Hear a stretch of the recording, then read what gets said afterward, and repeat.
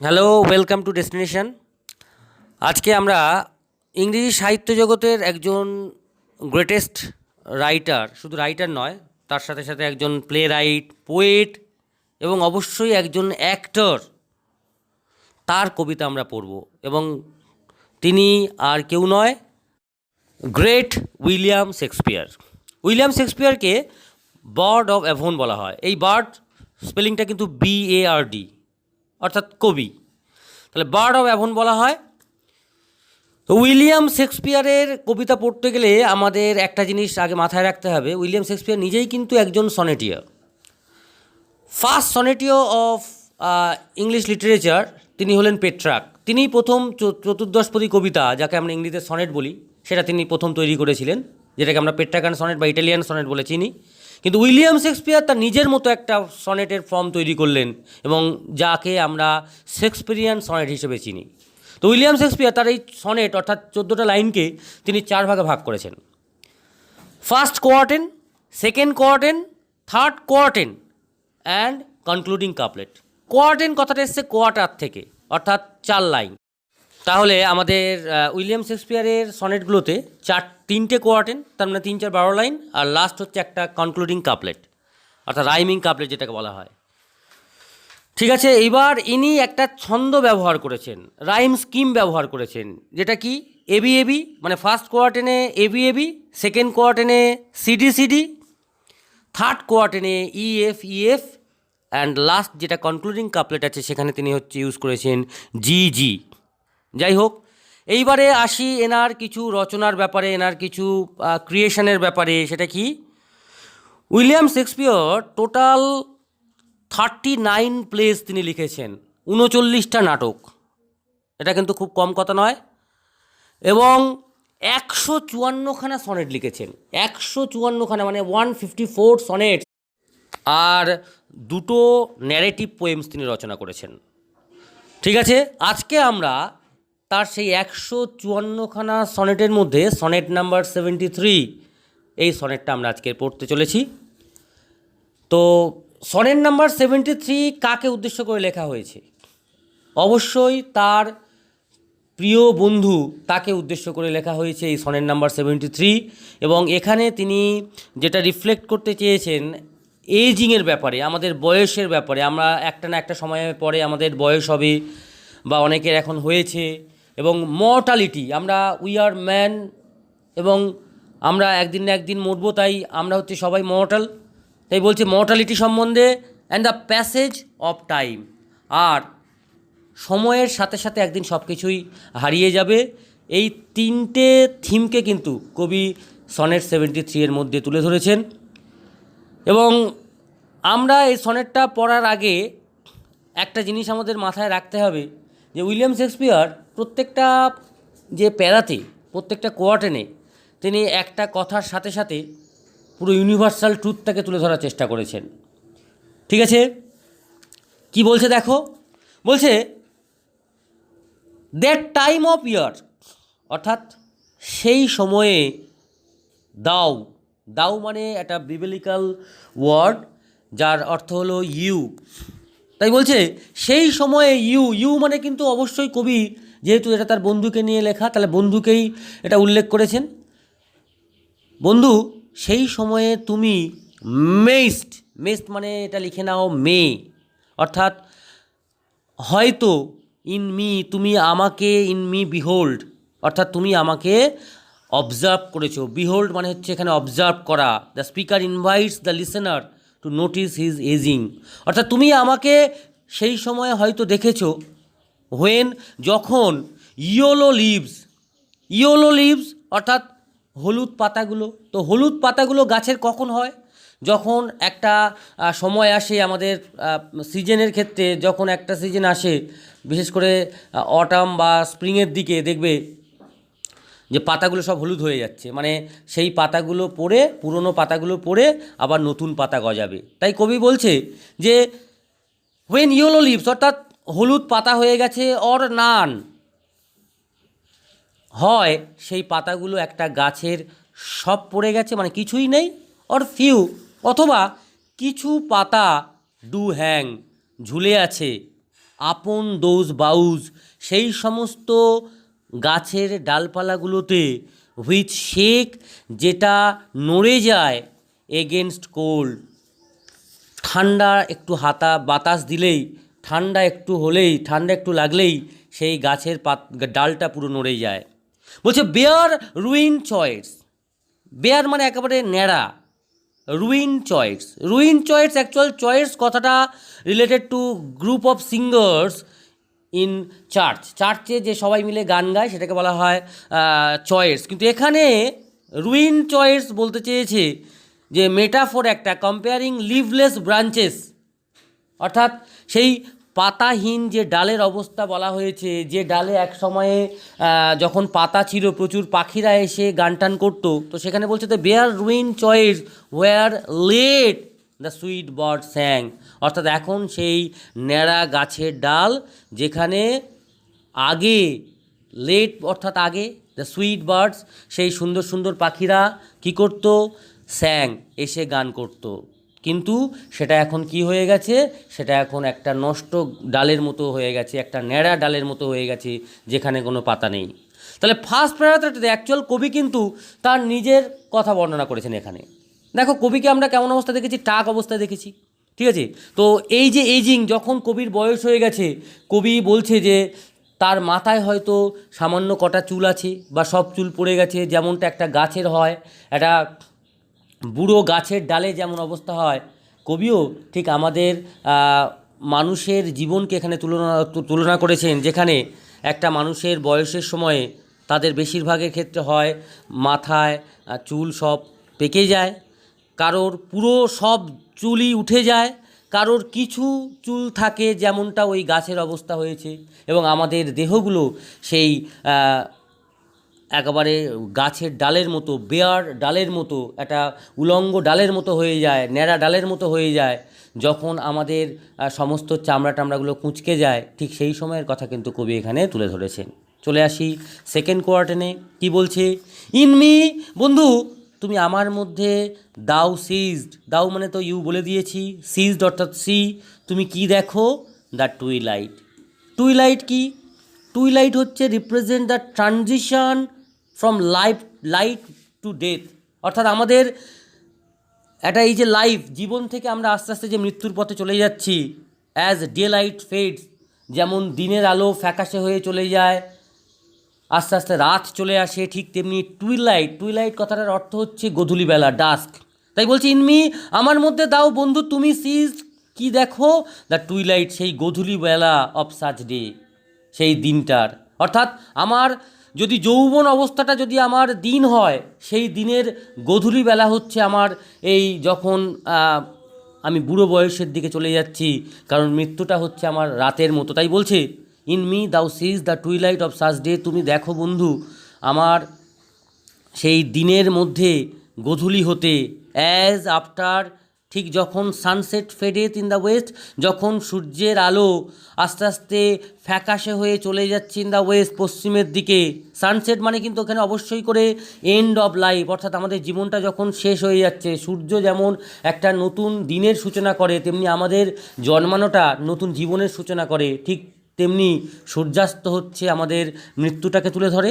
ঠিক এখানেও তাই, সানসেট হচ্ছে আমাদের যেমন দিনের শেষ, অর্থাৎ আমাদের এন্ড অফ লাইফকে এখানে সূচনা করছে। ফেডেথ, ফেডেথ মিন্স ফেড হয়ে যাওয়া, অর্থাৎ শোয়িং লাইফ স্লিপিং অ্যাওয়ে, কী দেখায় যে আমাদের জীবন আস্তে আস্তে শেষ হয়ে যাচ্ছে। গোধূলি মানেই তো তাই, গোধূলি মানে আমাদের দিনটা শেষ হয়ে যাচ্ছে, নতুন একটা রাত আসছে। এবং তাই বলছে as after sunset fadeth in the west, যেমনটা সূর্যাস্ত আস্তে আস্তে ফ্যাকাশে হয়ে যাচ্ছে ইন দ্য ওয়েস্ট, পশ্চিমের আকাশে, তেমনি কিন্তু আমাদের জীবনটাও আস্তে আস্তে শেষের পথে এগিয়ে যাচ্ছে। হুইচ বাই অ্যান্ড বাই, যেটা ধীরে ধীরে, বাই অ্যান্ড বাই মানে আস্তে আস্তে, অর্থাৎ নেচার অফ ডেথ, মৃত্যু তো কখনো হট করে আসে না, মৃত্যু ধীরে ধীরে আসে। কি হয়, which by and by black night, তাহলে বাই অ্যান্ড বাই মানে গ্র্যাজুয়াল, অর্থাৎ ধীরে ধীরে। ব্ল্যাক নাইট, তাহলে ব্ল্যাক নাইট মানে আমরা কি, আমাদের কবি কী বোঝাতে চেয়েছেন, অবশ্যই মেটাফোর একটা ফর ডেথ, অর্থাৎ সেই কালো অন্ধকার রাত, ডথ টেক অ্যাওয়ে, ডথ মানে ডাজ, টেক অ্যাওয়ে গ্রহণ করে নেয়, অর্থাৎ কালো রাত এসে ওই সুন্দর দিনটাকে গ্রহণ করে নেয়, সুন্দর দিনটাকে গ্রাস করে নেয়। দ্যাট মিন্স মৃত্যু এসে আমাদের এই সুন্দর দিন, সুন্দর জীবনটাকে কিন্তু শেষ করে দেয়। এবং তারপরেই দেখো লেখা আছে deaths second self. Second self refers to sleep as a smaller version of death. অর্থাৎ আমরা ঘুমটাকে কিন্তু অ্যাকচুয়াল আমাদের মৃত্যুর ভাই বলতে পারি, মৃত্যুর একটা স্মলার ভার্সান। আমরা ঘুমের মধ্যে কত কিছু হয়ে যায় আমরা বুঝতে পারি না। তাই বলছে ডেথ সেকেন্ড সেলফ, অর্থাৎ সেই মৃত্যু তার যে সেকেন্ড সেলফ, তার যে দ্বিতীয় যে নিজস্বতা যেটা আছে, অর্থাৎ ঘুমের মধ্য দিয়ে that seals up all in rest, সে কী করে শিল আপ করে দেয়, অর্থাৎ আটকে দেয় অল ইন রেস্ট, আমাদের বিশ্রামটাকে পুরোপুরি একেবারে ছিপির মতো আটকে দিয়ে দেয়। দ্যাট মিন্স আমাদের বিশ্রামটা এতটাই গভীর হয়ে যায়। আর এখানে রেস্ট মানে কিন্তু অবশ্যই ইটারনাল রেস্ট। তার মানে আমরা আর সেই রেস্ট থেকে কখনো আর পরে আর আমরা অ্যাক্টিভ হতে পারবো না। অর্থাৎ আমরা এই যে ঘুমে যাব, সেই ঘুম থেকে আমরা আর কখনোই উঠবো না। তাহলে সেকেন্ড প্যারাটাতে কী বলতে চেয়েছে? সেকেন্ড প্যারাটাতে বলতে চেয়েছে যে আমাদের এই লাইফটাই হচ্ছে একটা দিনের মতো, এবং আমরা যখন এইজিং চলে আসে, আমাদের যখন বয়স হয়ে যায়, তখন আস্তে আস্তে আমরা কি হয়ে যাই? আমরা মৃত্যুর দিকে চলে যাই। এবং অন্ধকার যে রাত, অন্ধকার রাত মানে মৃত্যু, সেই মৃত্যু আমাদেরকে কি করে? আস্তে আস্তে গ্রাস করতে শুরু করে। এবং আমরা যে ডেথ সেকেন্ড সেলফ, অর্থাৎ আমরা ঘুমটাকে বুঝি, আমরা ওই যে ঘুমিয়ে পড়ি, সেটা আমাদেরকে কি করে? Seals up all in rest, আমাদের বিশ্রামটাকে পুরোপুরি সিল করে দেয়, একেবারেই আটকে দেয়। হ্যাঁ, থার্ড কোয়ার্টারে কি বলছে? থার্ড কোয়ার্টারে বলছে যে ইন মি, তাহলে আমার মধ্যে দাউ সিস্ট, তুমি বন্ধু কি দেখেছো? The glowing of such fire, তুমি দেখেছো সেই আগুনের শিখা। এখানে ফায়ার মানে কি বলতে চেয়েছে? ফায়ার মানে actual compares life to a fire, অর্থাৎ আমাদের জীবনটাকে আগুনের সাথে তুলনা করা হয়েছে। কিন্তু that is slowly burning out, যে আগুন জ্বলেছে সেই আগুনকে একদিন না একদিন বা একটা না একটা সময়ে নিভতে হবে। তাই আমাদের জীবনটা আজকের আমরা যত আনন্দ করে চারিদিকে ঘুরে বেড়াই না কেন, এতই আমরা আমাদের রূপের কদর চারিদিকে দেখাই না কেন, একটা না একটা সময়ে আমরা কিন্তু আমাদের সেই রূপও থাকবে না, সেই যৌবনও থাকবে না, আমরা সবাই বেগুন পোড়ার মতো শুকিয়ে যাব, গুটিয়ে যাব। তাই বলতে চেয়েছে যে আমার মধ্যে বন্ধু তুমি দেখেছো the glowing of such fire, সেই যে আগুনের শিখা। তাহলে এখানে ফায়ার মানে কিন্তু তার জীবন যৌবনের কথা বলা হয়েছে। In me that on the ashes of his youth, অর্থাৎ যে ছাইগুলোর ওপরে তার সেই যৌবনটা, youth, that means youth has gone, leaving only ashes, শুধু ছাই ফেলে রেখে চলে গেছে। অর্থাৎ অ্যাশেজ অফ হিজ ইউথ, তার যে যৌবনের ছাই, ডথ লাই, শুয়ে আছে, পড়ে আছে, অবস্থান করে আছে। দ্যাট মিন্স আমার মধ্যে বন্ধু যখন তুমি দেখেছিলে the glowing of such fire, অর্থাৎ আগুনের শিখা যখন তুমি দেখেছিলে, সে আগুনের শিখা এখন আর নেই, এখন শুধু সেই যৌবনের ছাইটাই পড়ে আছে ওখানে। এই ডট লাই, লাই এখানে কি সাজেস্ট করছে? Both resting on and being consumed by the past, অর্থাৎ আমরা আস্তে আস্তে বিশ্রামের দিকে চলে গেছি, অর্থাৎ আমাদের যৌবন আর নেই, আমাদের রূপ আর নেই। তাই কবিও তাই বলছে, কবির যে অবস্থার কথা এখন, সেখানে কিন্তু তার রূপ যৌবন আর কিছুই নেই। অ্যাজ দ্য ডেথ ব্রেথ, যেহেতু এই যে আমাদের ডেথ ব্রেথ, অর্থাৎ সেই যে মৃত্যুর যে শয্যা, ডেথ ব্রেথ মানে কিন্তু এখানে কী সাজেস্ট করছে? অবশ্যই আমাদের যদি জীবনটা যদি ফায়ার হয়, সেই ফায়ারটা আস্তে আস্তে নিভে যেতে শুরু করবে আমাদের বয়সের পর থেকে। তাই বলছে সেই মৃত্যু শয্যা, হোয়ার ইট মাস্ট এক্সপায়ার, আস্তে আস্তে কী হবে? সেই মৃত্যু শয্যাতে আমাদের যৌবনটা আস্তে আস্তে এক্সপায়ার হয়ে যাবে, একেবারে নিঃশেষ হয়ে যাবে, অর্থাৎ বার্ন আউট কমপ্লিটলি। আগুন যদি জ্বলে থাকে, সেই আগুনটা যদি আমাদের যৌবনের আগুন হয়, সেই যৌবনের আগুন কিন্তু একদিন আমাদের নিভে যাবে। তাই বলছে অ্যাজ দ্য ডেথ ব্রেথ, তাহলে মৃত্যু শয্যায়, হোয়ার ইট মাস্ট এক্সপায়ার, ওই যে অ্যাশেস অফ হিজ ইউথ, তার যে যৌবনের যে ছাইটা, সেটা একদিন কি হয়ে যাবে? একেবারে নিঃশেষ হয়ে যাবে। Consumed with that which it was nourished by.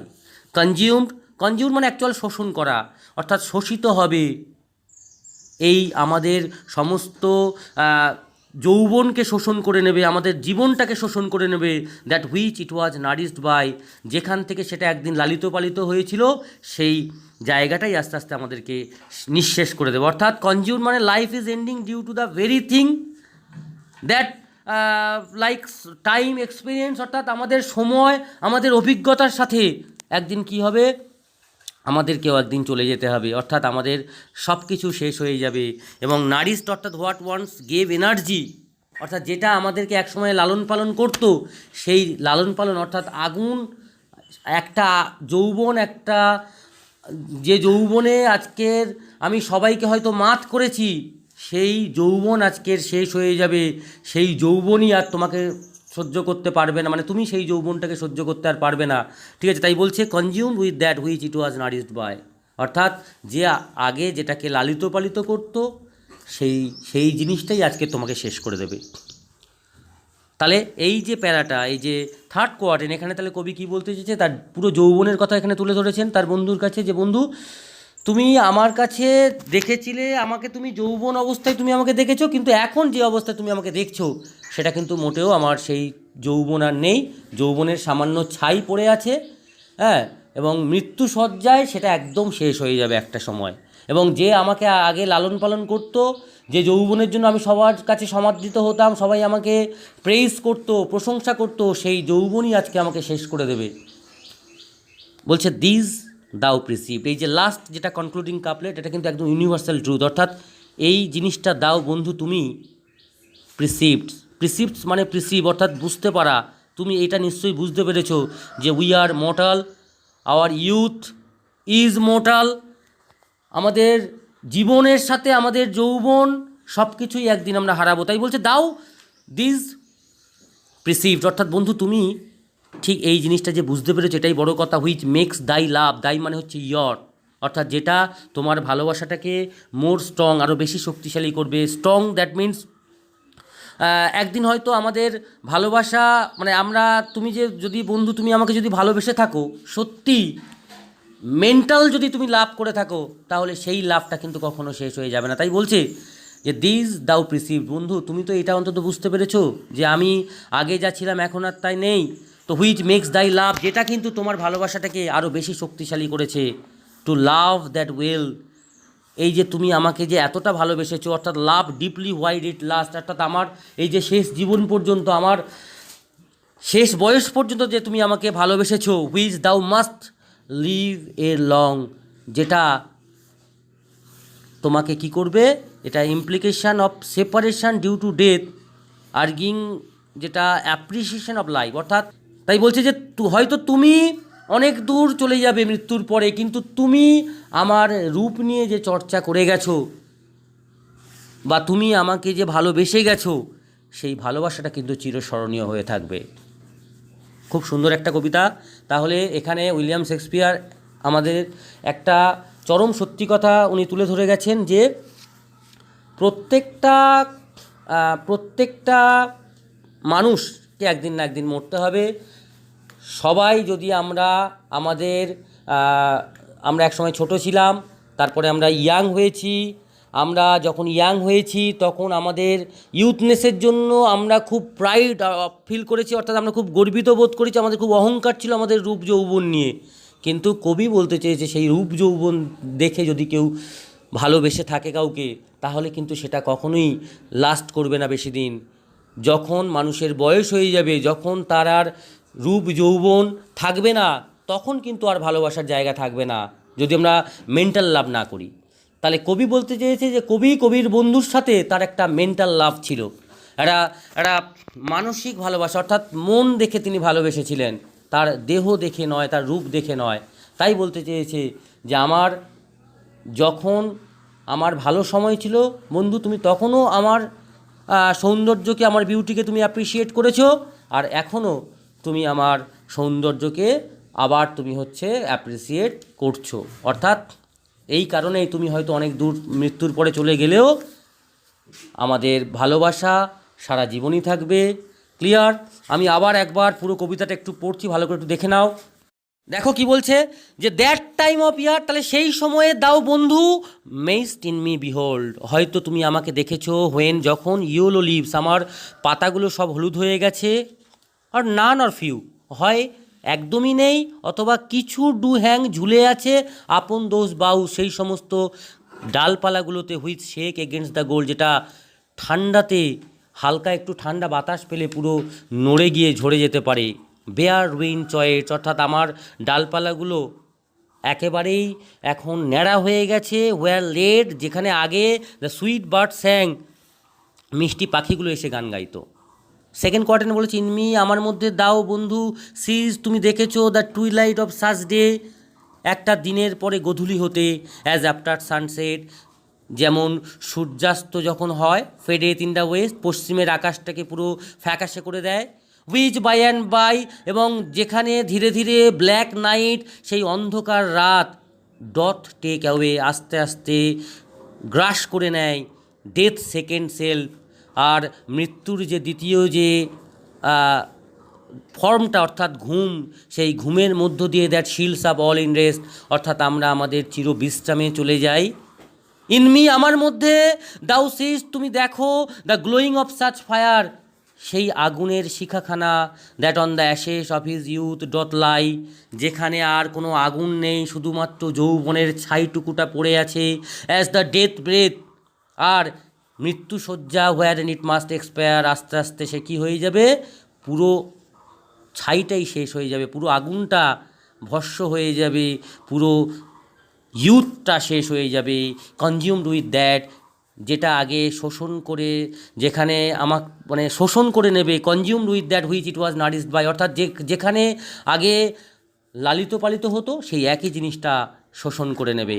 তো দিস দাও প্রিসিভড, বন্ধু তুমি এটা নিশ্চয়ই বুঝতে পেরেছো, হুইচ মেক্স দাই লাভ মোর স্ট্রং, সেই কারণেই তো তোমার ভালোবাসাটা এত বেশি শক্তিশালী, এত বেশি সুন্দর, টু লাভ দ্যাট ওয়েল, এই ভালোবাসতে বাসতে, হুইচ দাউ মাস্ট লিভ এর লং, তুমি হয়তো চলে যাবে অনেক দূরে একদিন, কিন্তু বন্ধু তবুও তোমার ভালোবাসার চর্চা সারা জীবন রয়ে যাবে। মানে কবি এইটুকুটার মধ্যে বলতে চেয়েছে, কবি দেখো এই কবিতাটা পড়ে আমরা বুঝতে পারছি যে কবি এবং কবির বন্ধুর মধ্যে একটা ভালোবাসার একটা রিলেশান ছিল, এবং সেটা শুধুমাত্র তার যৌবনে নয়, তার বয়সেও, মানে বৃদ্ধ বয়সেও, এবং এটা যদি আমাদের সাধারণ মানুষদের জীবনে এটা হয়, তাহলে দেখবে কোনো গণ্ডগোল হবে না, কোনো ঝগড়াঝাটি হবে না, কোনো ভালোবাসার মানুষের সাথে সবাই শান্তভাবে মিলেমিশে বসবাস করতে পারবে। যাই হোক, কবিতাটা আবার ভালো করে শোনো, এবং অবশ্যই যে ওয়ার্ড মিনিংগুলো আমি বলার চেষ্টা করেছি কবিতার মধ্য দিয়ে, ওগুলো খুব ইম্পর্টেন্ট, পরীক্ষার জন্য ভীষণ ইম্পর্টেন্ট, সুতরাং ভালো করে পড়াশোনা করো।